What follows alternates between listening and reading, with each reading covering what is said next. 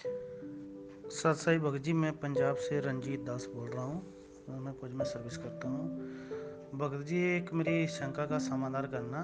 जैसे हम गुरु जी से संकल्प भक्ति करके जुड़े हैं, तो जैसे हमारी मान लिया साल की महीने की पर मंथ की 40,000 रुपये पेमेंट है, तो 4,000 हमारा 10वां अंश बन गया।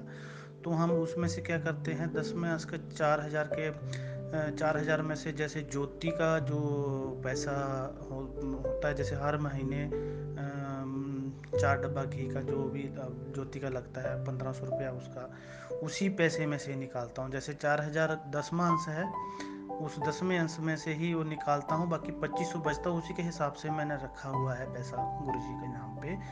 और इस चीज़ का ज़रा शंका समाधान करना भगत जी के जो 10वें अंश के पैसे से ज्योति का पैसा निकाल सकते हैं। पाठ का तो अलग से 7,000 जो गुरु जी ने फिक्स कर रखा था, उसके हिसाब से साल का एक, जैसे बताया है कि हर साल एक ज्योति पाठ कराना चाहिए, तो पाठ का पैसा अलग 7,000 के हिसाब से अलग से रखा हुआ है। लेकिन जो ज्योति का पैसा है वो मैं 10वें अंश से ही निकाल रहा हूँ, 4,000 में से ही निकाल लेता हूँ।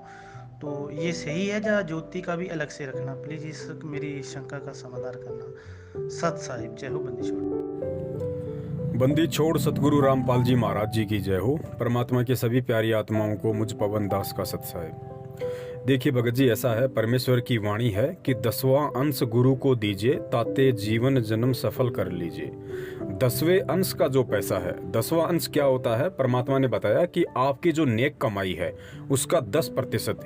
यानी अगर आप महीने में 10,000 रुपये कमाते हैं तो उसका 10% होता है 1,000 रुपया।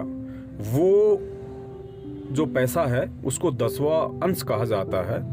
और वो 10वां अंश केवल गुरु के हाथ में देना होता है, सतगुरु के हाथ में देना होता है, जो व्यक्ति अध्यात्म में है और जिस व्यक्ति ने सतगुरु धारण कर रखा है। अब आपका जो सवाल है, आप जी कह रहे हैं कि मैं 40,000 रुपये प्रति माह मुझे मिलता है, उसमें से 4,000 रुपये मेरा 10वां अंश हो गया, और 4,000 में से यानी 10वें अंश में से ही मैं जो ज्योति हवन आप अपने घर पे करते हैं उसका घी लेके आते हैं। तो आप जी की शंका ये है, क्या मैं 10वें अंश के रुपए में से घी प्रयोग कर सकता हूँ या नहीं कर सकता हूँ? देखिए भगत जी, विधान परमात्मा का विधान होता है, और जिसने नहीं मानना होता है उसके लिए फिर कोई बाध्यता नहीं है। वो तो चाहे 10वां अंश ना निकाले तो भी कोई बड़ी बात नहीं है। लेकिन जो व्यक्ति विधान का जानकार है और जो व्यक्ति उस विधान का सम्मान करता है, उस व्यक्ति को विधान पर पूर्णतया ही फॉलो करना पड़ेगा। 10वां अंश का जो पैसा है वो केवल गुरु के ही हाथों में देना है, यानी 10वें अंश के ऊपर केवल सतगुरु का अधिकार है।